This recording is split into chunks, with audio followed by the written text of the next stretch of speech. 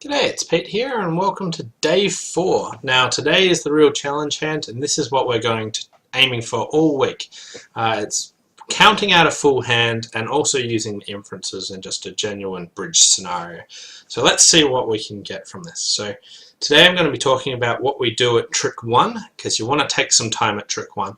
You just want to practice these things. You don't need to do this every hand, but I recommend practicing this and getting better at it, because the more you practice, the easier this is going to become. And I'll also talk about things that we do later in the play. Anyway, we'll get a hand. So the things we want to do at trick 1 is first we want to say what our hand shape is. So 5, 3, 1, 4. We always do it in order of spades, hearts, diamonds, clubs. So I've got a 5, 3, 1, 4. After I lead, we then want to look at dummy and also do the same for dummy's hand shape. At this stage, we just want to have a guess at what sort of hand shape declarer might have. If you're declaring the hand, you can also do this and just pick one opponent that you want to have a guess of what shape they have. If you're not the one leading, but your partner is or someone else is, work out what that lead can be from. Use some inferences to work out exactly what the lead's from. That will tell you a lot about what's going on the hand. And then we also want to count high card points. So we do all this at trick 1, so it'll take a little bit of time, but we want to practice that. Then, later in the hand, we do what we always do. So whenever a missing hand shows out of a suit, we stop and work out how that suit divides. After we work out how that suit divides, we want to work out where all the missing cards are. So to do the suit division, as soon as we tackle a suit, we think, how many do we have? How many does dummy have? Add that together and take that away from 13. These skills that we've been building up over the last couple of days, we want to do that, and just every time a missing hand shows out of a suit, work out where all the missing cards are. After we've done 2 suits and we know what 2 suits are, we want to guess the shape again. Now, if we did a guess of the shape at trick 1, if we ever notice that that's wrong, we want to revise that. But also, after we've counted out 2 suits, we want to make sure that we have another guess, and it's a more refined guess then, and hopefully it'll be reasonably accurate at that stage. And then after we've got the 3rd suit done, we stop, we take time, we count the shape, and we now know where that is. So this is what we want to do. A chunk of it's at trick 1 when we want to take some time. The other stuff we do later as the play progresses. Okay, so we've worked out what my hand shape is, 5, 3, 4, 1. I might just lead a heart, and they just race through it, so we'll have a look here. So the next step we wanted to do is, what is dummy's hand shape? Now there are 2, 3, 4, 4. Also, now we want to take some inferences from the bidding. So what do we know from the bidding? We want to build some inferences and have a guess at declarer's shape. So let's look at what the bidding said here. So they've got at least 3 clubs. And then they signed off in 3 clubs. So they've got sort of 2 hand shapes that they could have. They could either have an unbalanced hand with a club suit, or otherwise they're a minimum balanced hand. So something like a 4, 4, 3, 2.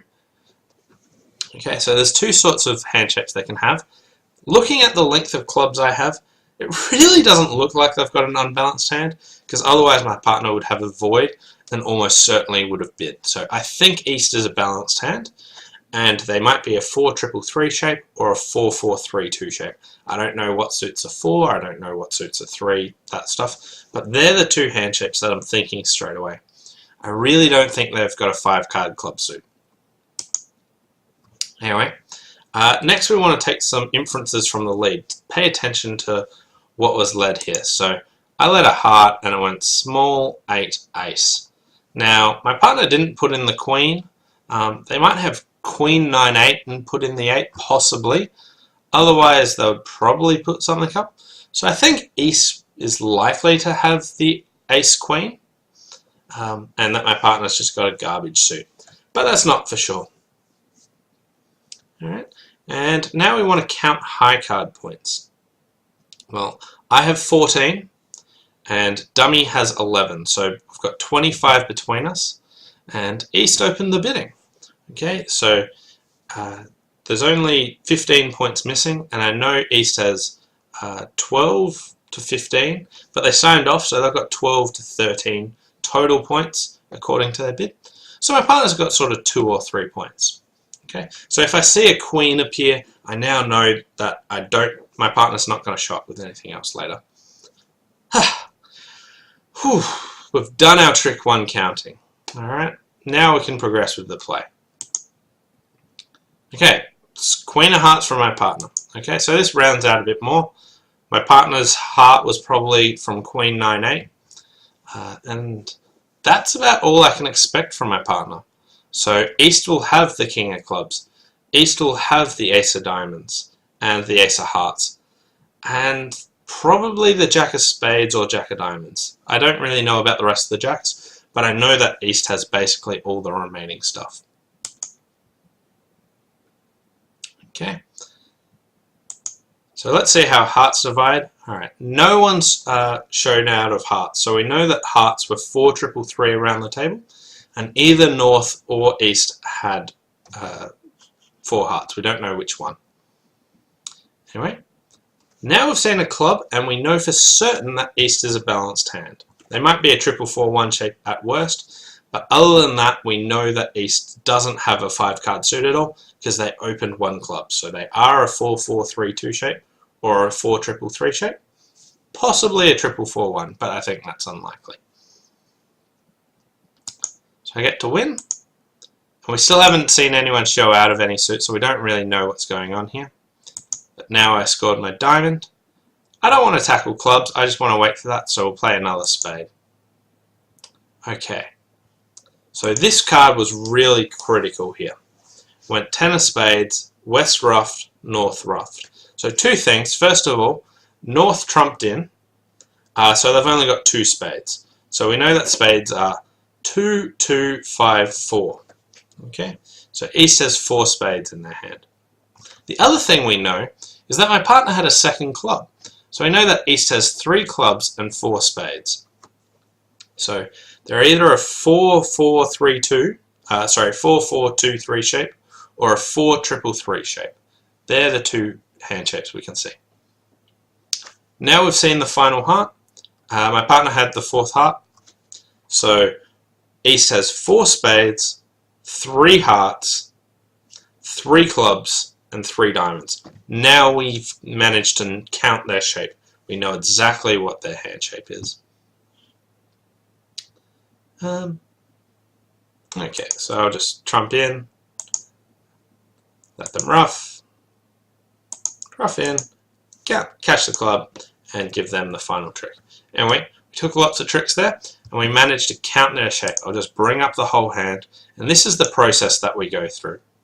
Okay, we can see that East was a 4 triple 3 on spades, and we could work that out.